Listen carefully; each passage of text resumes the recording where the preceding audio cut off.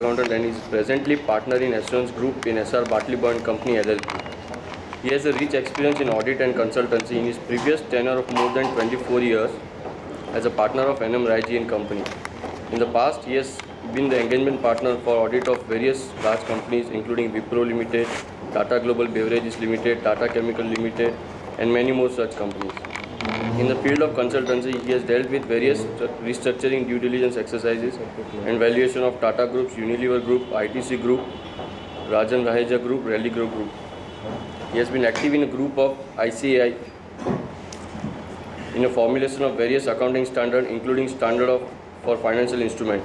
Since last 3 years, he is part of panel of ICAI for selection of best presented financial statement. He is presently a member of the managing committee of BCAS and is also a member of the accounting and audited committee. He is a part of corporate committee, member of Chamber of Tax Consultant. He has presented papers on various topics such as accounting standard, IFRS, company law, standard auditing practices, mutual fund, M&A at various forums. In the past, he has served on board of many reputed companies such as Sanofi Limited, India Limited, SBI Mutual Fund, ICICI Home Finance, Sabero Organic Gujarat Limited. With this introduction, now I request Chairman Sri Vipul Choksi to present a memento to Sri Jayesh Gandhi, the mark of our love and affection. Now I request Sri Jayesh Bhai to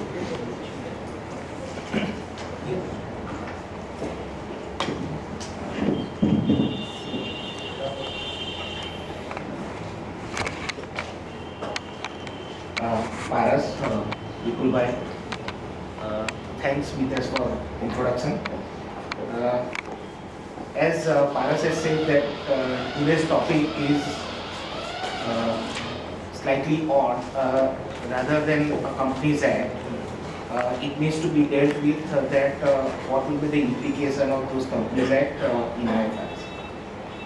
So just to start with, I would like to mention that basically the Companies Act has certain enabling provisions for IFRS. However, it directly doesn't say that IFRS needs to be adopted, but definitely it has many provisions which says that if IFRS is introduced, or in our case Ind AS is introduced, then how it will facilitate. So we will look at that. And in addition to that, we will also look at it that whether we are, will be complying under IFRS or not after whatever, exercise which we have done in the past and which will start now again, in my view, because if you look at 1 month back again, the MOO has started again for introduction of IFRS. How far it will succeed, because we are, as has been rightly said, that for 4 or 5 years we are just waiting for that. There is a ground which is clear for that, but it has not come for whatever reason. So we will look at that. There will be certain tax implications, certain accounting implications. We will look at that also, and also we will see that finally, whether IFRS will be beneficial to the country as a whole.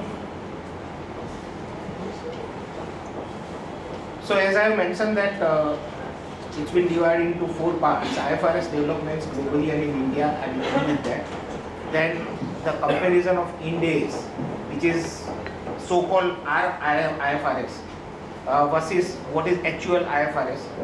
Companies Act vis-a-vis IFRS, IFRS, what are the things which are there, and tax issues arising out of the same. So basically, as we all know that IFRS is a set of established accounting standards globally. These standards are basically promulgated by a body like how we have ICAI and now how we will have NFRA. There is a body of IASB, so International Accounting Standards Board, what they call it as. And they basically formulate this standard and also introduce this standard. And the only difference which I see, I know how they work. The difference I see is that they have a lot of technical people available other than, you know, at a council level or at a director level. So if you look at it, that they will have a large employees available for someone at a director level and a council level who has to work and who is working on certain standards. So there is a lot of support staff which is available. In addition to that, what they do is that they do a lot of surveys. They take go to different countries which are going to be affected by certain standards, and they go into a research that how it will affect. They will explain that how these are going to be improvisation compared to the earlier years. So basically, and in addition to that, it includes representative of major countries, and they have introduced in last 3 years even a US representative. So if you look at from US, there is somebody who is taking care of whatever they, that country wants as a part of IFRS. So before even they are participating, I think they have invited US, and US representatives are amply there. So if you look at now whatever standards which are coming, they are coming after considering US GAAP. I am saying after considering because it will not be in line with US GAAP, because the basic difference between IFRS and US GAAP is that US GAAP is rule based and IFRS and even our standard is basically a principle based. However, with the, when IFRS have decided that okay, US also will converge into IFRS, of course that was to happen by 2015, but it has been postponed now because US has actually asked for 2 more years. So I think it will be now the next deadline is 2017 which they are talking about. But what they do is that because it is a principle base, they invite most of the countries. Unfortunately, we do not have a direct representatives from India. Although we have Indian origin person which is there, but we do not have anybody from our institute representing that. In fact, they are suggesting that one should take part in that. Let us see that. But what I think we are going ahead with is that we will have our own accounting standards, and we will not go just by IFRS. So that is why if you have seen that we have now in case with ICAI claims that it is almost like IFRS. But the problem is that IFRS, unless you implement totally, they will not, IASB will not give you a certificate that you are IFRS compliant. So that is going to be an issue.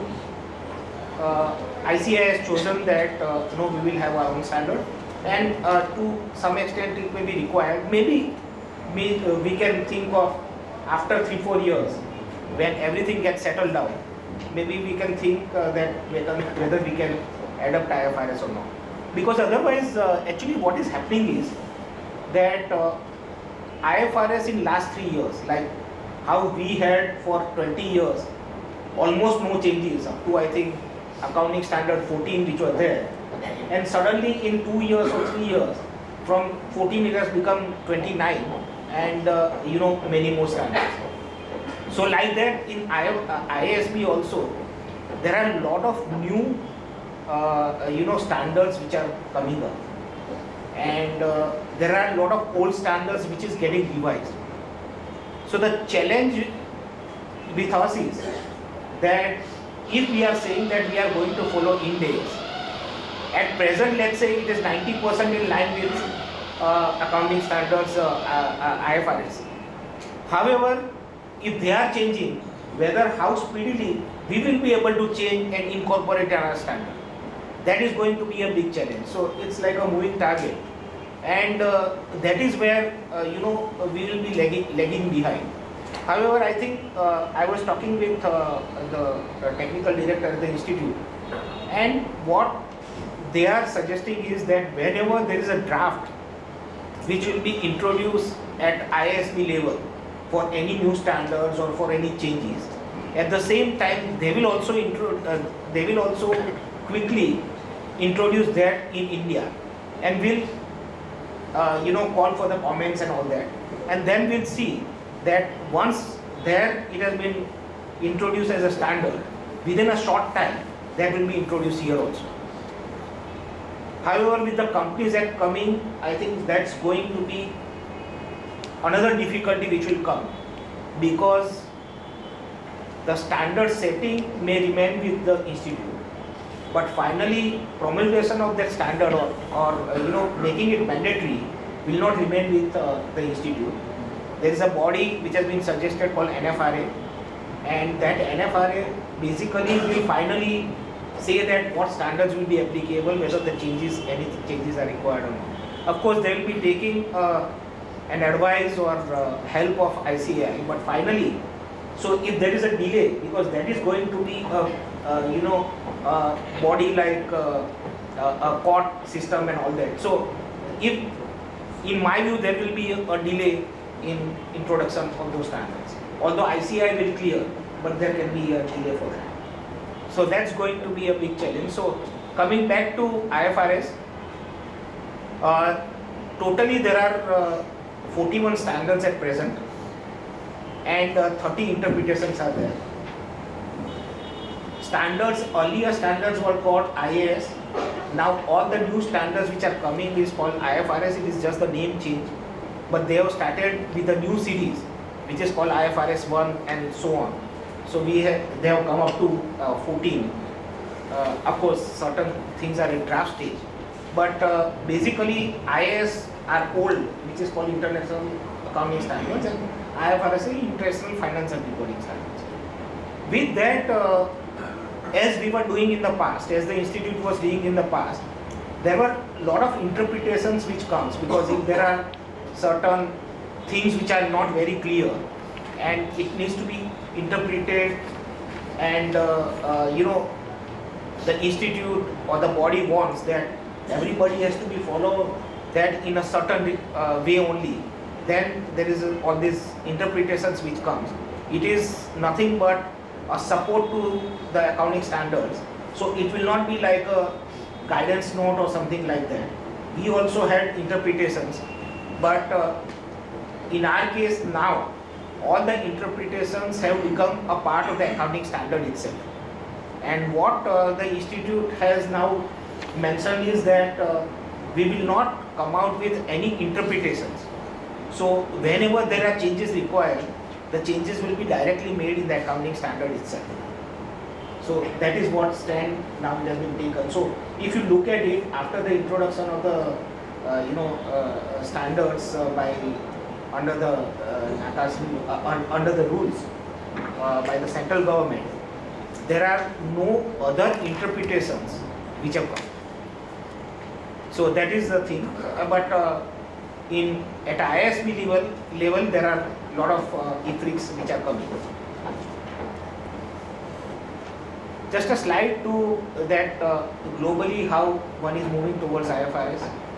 If you look at all the countries, almost all the major countries have recognized that they have to move towards one standard globally. And the big power like Europe, US, Japan, they have actually also confirmed that okay, they will be moving towards IFRS, and they have really started the move and participating in all this ISB. So here, if you look at it, countries which have adopted IFRS for a listed companies reporting, all EU and EA countries, Australia, Brazil, Canada have, so more than 121 countries have that. Now, so here also, I think what we need to do is that for a listed companies, the rules can be different. So it is high time where for a listed companies, we introduce Ind AS or IFRS. Because otherwise, there are a lot of difficulties which we'll see that how that becomes difficult in a consolidation, in mergers, acquisitions, then in structuring of certain things, it then becomes difficult. Then there is a duplication of work which is happening because of that. So for a listed companies, if most of them are adopting, I think India should not be behind, and very quickly they should introduce that. That's my view. Domestic accounting standard based on IFRS. So if you look at it, domestic accounting standard based on IFRS, all these countries, they are directly just introducing that full IFRS as their standards without any change. So that's a domestic accounting standard based on IFRS. Then permitted but not mandatory are two countries, Japan and Morocco, and Japan also with US. They have also said that they will converge their standards into IFRS standards. So there also, I think they had given earlier a date of 2015, but then there also they are postponing. I think the postponement basically is happening because of certain, main standards which are coming up and where a lot of discussions are required. One of the standards is financial instruments. Another standard is how the consolidation needs to be done.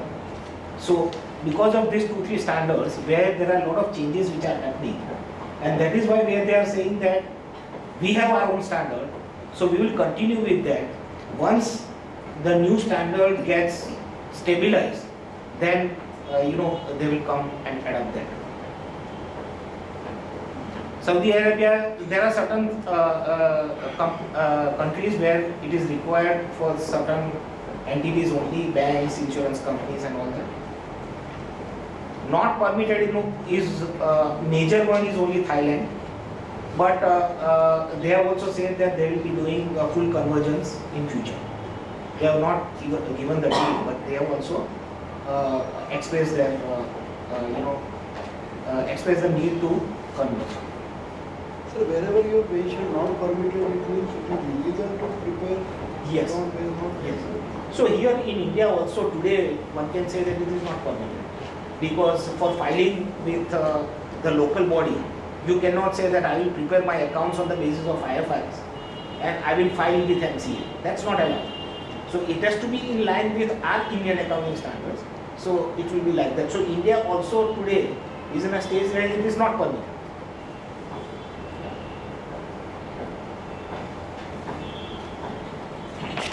Okay, let's move to IFRS in India. As mentioned here, IFRS started impacting Indian companies due to various reasons, and main reasons are, as I was mentioning, increasing interdependence of our global businesses. If you look at it, many large corporates have their more than 50% of the revenue coming from their foreign subsidiaries. Look at Tata Motors. They are saying 70% of their revenue is coming from only two their main subsidiaries, foreign subsidiaries. Take case of Tata Steel, take case of Mahindra's, and most of the groups have started a thrust that okay, if major revenue is coming from outside country or outside India from their other subsidiaries, then they are immune to all this, what we call it as a foreign fluctuations and all that. So there is a thrust for many of the big groups that certain revenue should come from outside India. Then there are cross-border mergers and acquisitions, and one of the provisions in the Companies Act now mentions that in fact it will what shall I say is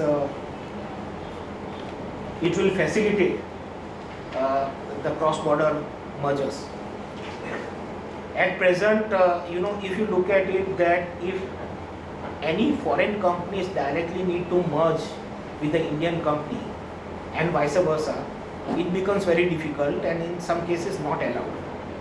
But now the Companies Act also has certain provisions by which says that mergers and acquisitions, so the standards on mergers also deal with the cross-border acquisitions, which is a good sign, because otherwise it was very difficult, and then people were using different structure to have the same type of effect. So that is one thing which is there in the Companies Act, which is facilitating cross-border acquisitions and mergers.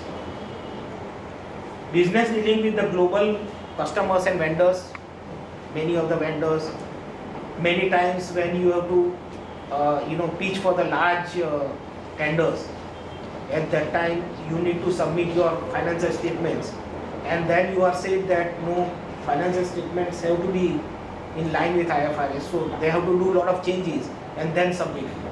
So that's to avoid that. If we are in line with IFRS, nothing like it.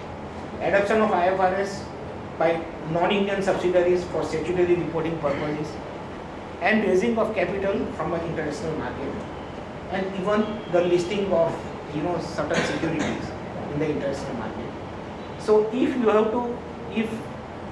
you are listed in US, now they have said that IFRS standards, they can, if they are not a company in US, if their holding company is outside US, then they are allowed to file for their own filing IFRS certified accounts. So that's a big change which has happened 4 years back. So now they are allowing that. And if we are complying with the IFRS, then nothing needs to be done, or otherwise, whoever is dealing with such type of companies, they know that it is almost like a audit, twice audit needs to be done. One as per the Indian GAAP, and then for IFRS, there are a lot of changes which are required, lot of records which needs to be kept, if not the full accounts. Lot of records need to be kept to prepare the financial statements in that IFRS form.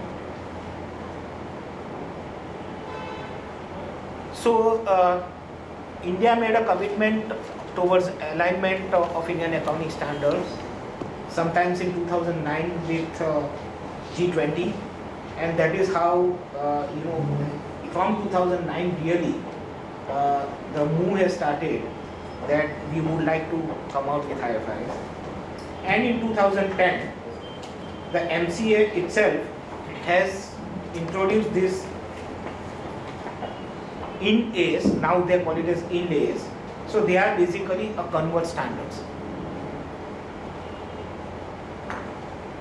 But one thing I think you have to remember is that we will require Indian standards also, and that has also been recognized by MCA.